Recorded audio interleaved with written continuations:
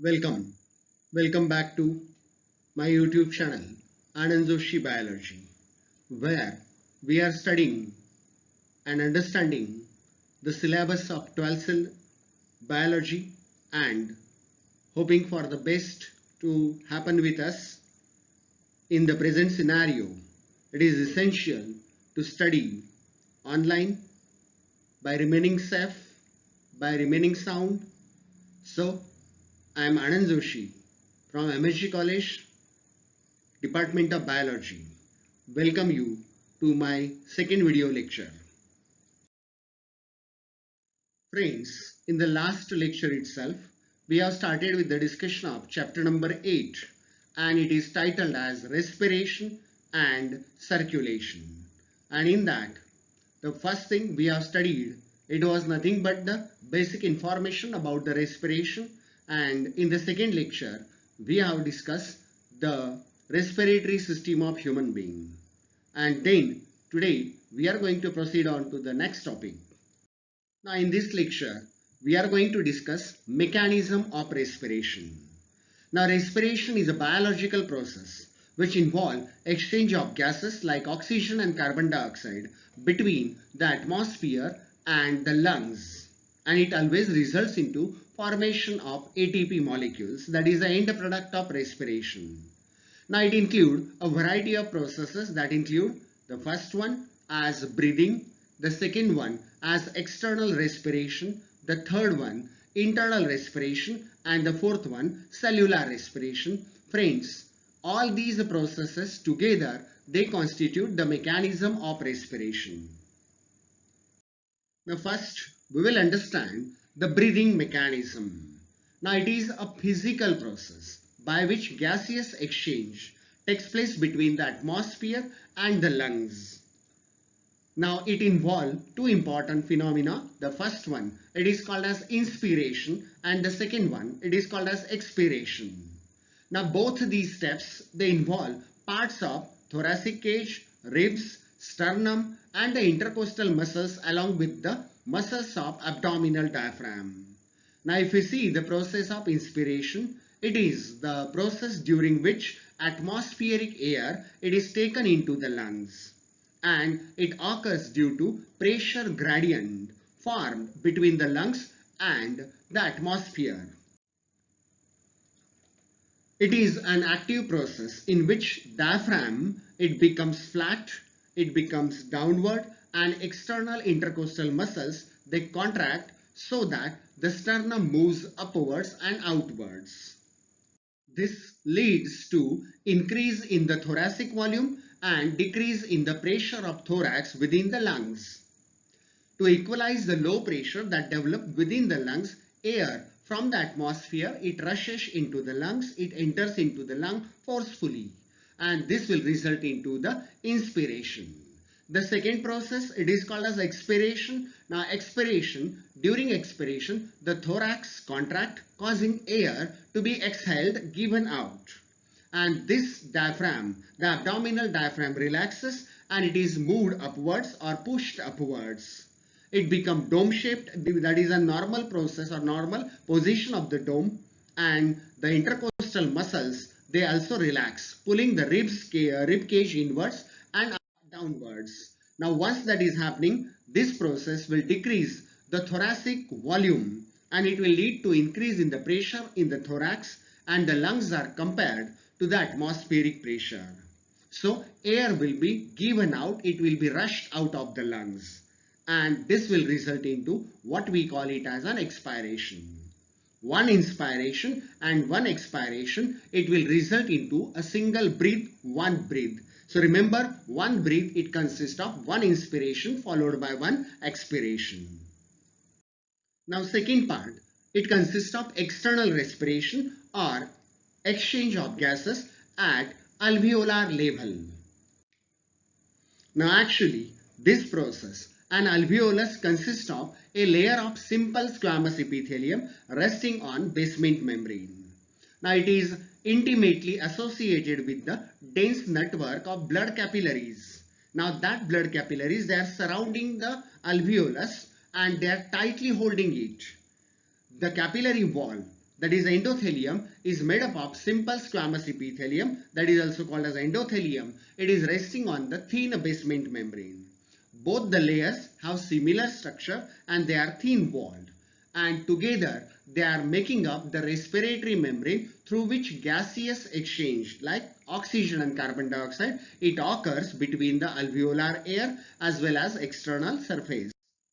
Now that will diffusion of gases like oxygen and carbon dioxide will take place from an area of higher partial pressure to the area of lower partial pressure until the partial pressure of both the region, that is inside the lungs and outside air, reaches the equality, that is equilibrium. Now the partial pressure of carbon dioxide of blood entering into pulmonary capillary is around 45 mmHg, while the partial pressure of carbon dioxide in the alveolar air, it is around 40 mmHg. Now due to this difference of 45 mmHg and 40 mmHg, carbon dioxide diffuses from capillaries into the alveolus, and similarly partial pressure of oxygen of blood in pulmonary capillary is around 40 mmHg, while in the alveolar blood it is 104 mmHg. Now that is quite high, and due to this difference in the oxygen pressure, oxygen diffuses into the alveoli from the air, and then it will be the internal respiration, the third component. Basically, two main components of blood involved in the transport of respiratory gases like carbon dioxide and oxygen, and that is with the help of RBC as well as plasma.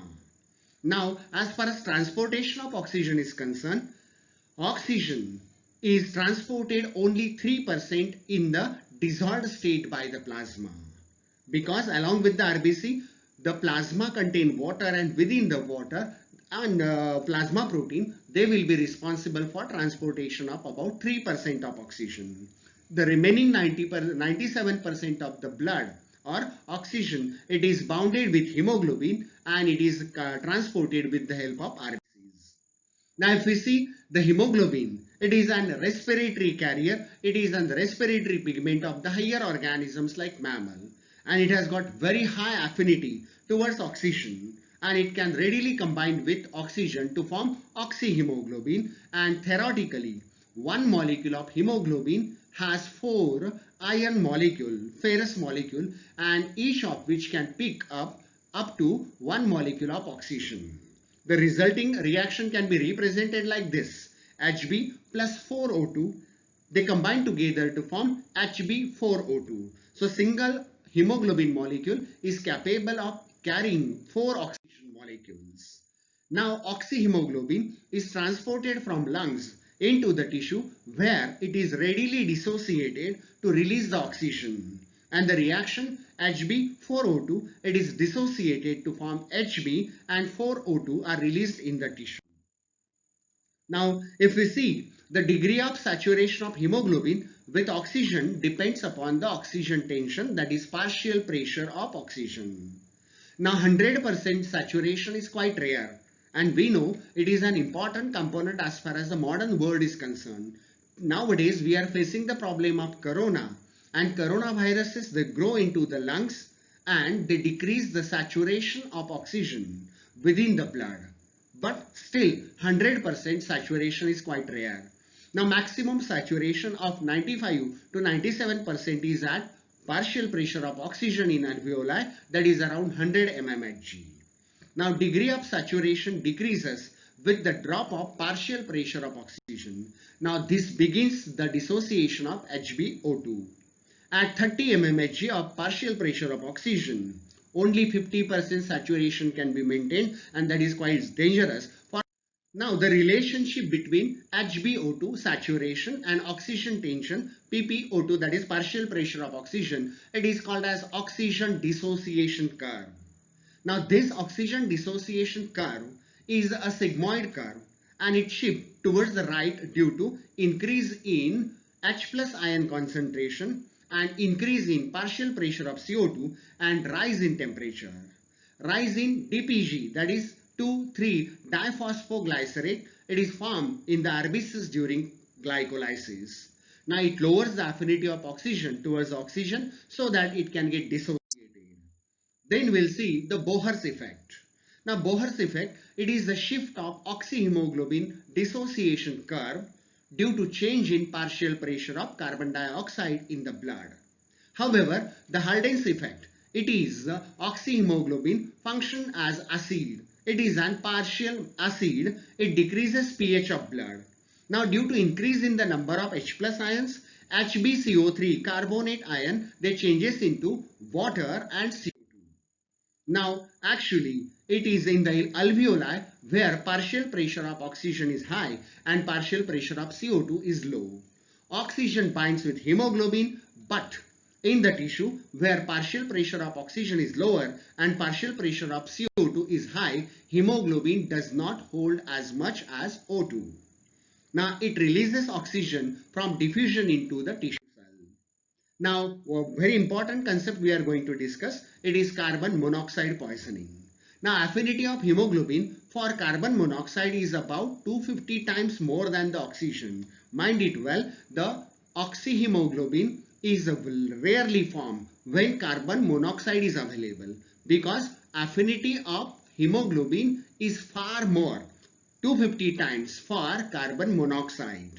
In the presence of carbon monoxide, hemoglobin readily combines with the carbon monoxide to form a stable compound called as carboxyhemoglobin. Now, the hemoglobin is blocked by carbon monoxide and preventing oxygen from binding with the hemoglobin. Thus, less hemoglobin is available for transportation of oxygen, depriving the cells of the living nature of oxygen. And this will result into what we call it as a carbon monoxide poisoning. Then we'll see transportation of carbon dioxide. Now carbon dioxide is readily soluble in water and is transported by RBCs as well as plasma in three different forms. The first one by plasma in the form of solution, and this transportation it occurs around 7%. Only 7% of carbon dioxide is transported in dissolved form as carbonic acid. Now which can break down into CO2 and H2O. The reaction it involves carbon dioxide plus water molecule. It produces H2CO3, that is nothing but the carbonic acid. The second mechanism is in the form of bicarbonate ions and measure 70% of transportation occurs by this.